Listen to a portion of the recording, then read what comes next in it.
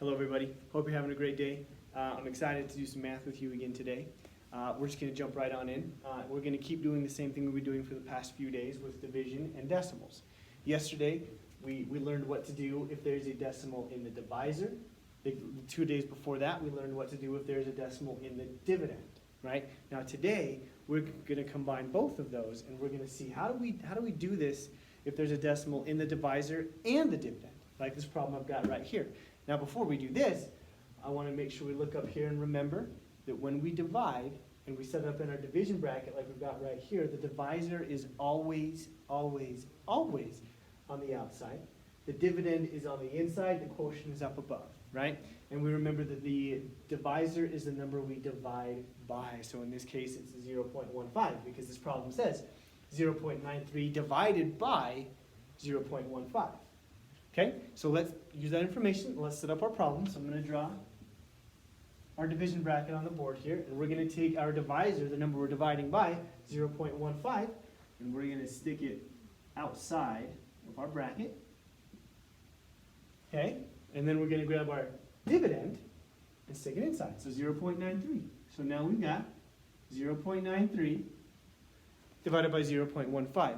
Now, if you remember yesterday, we said that if we don't really want a decimal in the divisor. We'd like that to be a whole number.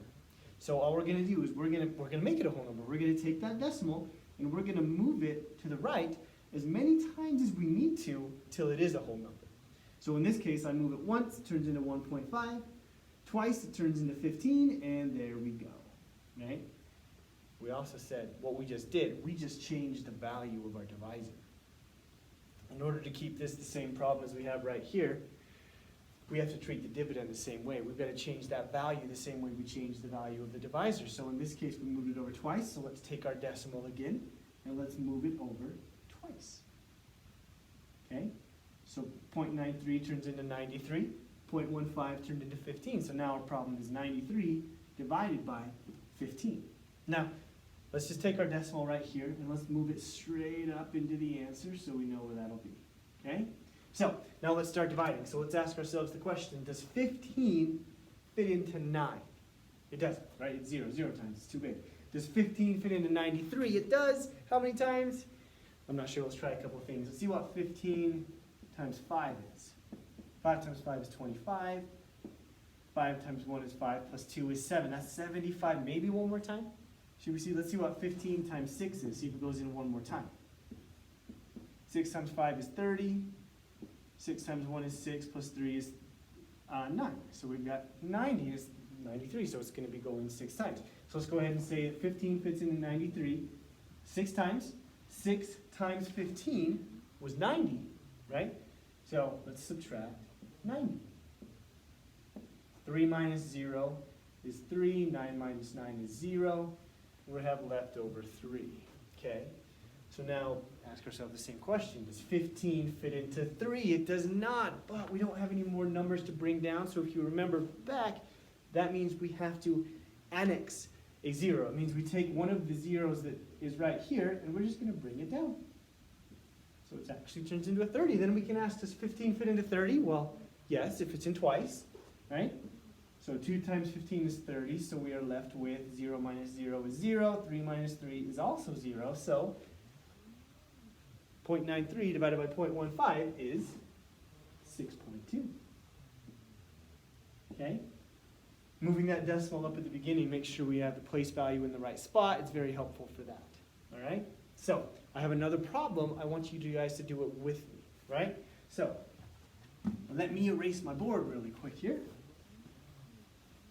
And let me give you a new problem. So this problem, I want to find out what is 19.68 divided by 2.4. You'll notice again, we've got decimals in both the divisor and the dividend. So we're going to have to work with that. So what I want you to do, pause the video really quick and set up your problem in the division bracket. Okay? Just like this. So pause the video. Okay, so now that you've got it there, so let me put it on my board as well, make sure we've got it correct. So we're going to take our divisor, 2.4, put it on the outside of our division bracket, put our dividend, 19.68, on the inside. So yours should look like this. Okay? All right. So there you go. Now that you've got this on there and it looks good, I need you to pause the video again, take a couple minutes on your paper, and solve this problem. All right, go ahead and pause it. Okay, good job, guys. So let's go through it together. Let's see how you did it, right? So I'm going to start again by making my divisor a whole number. So move that decimal over once. 2.4 turns into 24. I need to treat the dividend the same way. So I take that decimal, move it over once, it turns into 196.8, and then, because there's a decimal in the dividend, it goes straight up into the quotient. And now we can start dividing, okay? So I'm going to ask myself, does 24 fit into 1? It does not. 1 is too small. It fits in 0 times. Does 24 fit into 19? Once again, it does not. It's too small. So 0. Does 24 fit into 196? Yes, that one does. I don't know how many times, so let's try a couple. I know that 25 times 8 is 200, so I'm going to start with 8, see if that's about it, okay? So 24 times 8, let's see what we get. 8 times 4 is 32. 8 times 2 is 16, plus 3 is 19. That's 192. It's not going to fit in again, so it's going to be 8 times. Right? And we just barely found that 8 times 24 is 192. So I'm going to take that away, see what we have left. 6 minus 2 is 4. 9 minus 9 is 0. 1 minus 1 is 0. We bring down our next digit. It's an 8. Okay? So now, let's ask ourselves again here, does 24 fit into 48? It does, right? 48's bigger. Now how many times?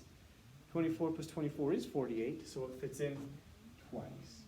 2 times 24, 48. We're going to subtract. 8 minus 8 is 0. 4 minus 4 is 0. So our answer, 19.68 divided by 2.4 is 8.2. Okay, so there we go. Good job. You guys, you can do this. You guys are doing awesome. Keep working hard. Keep doing this, and that's it. So thank you guys so much for your time again today, and good luck. We'll see you.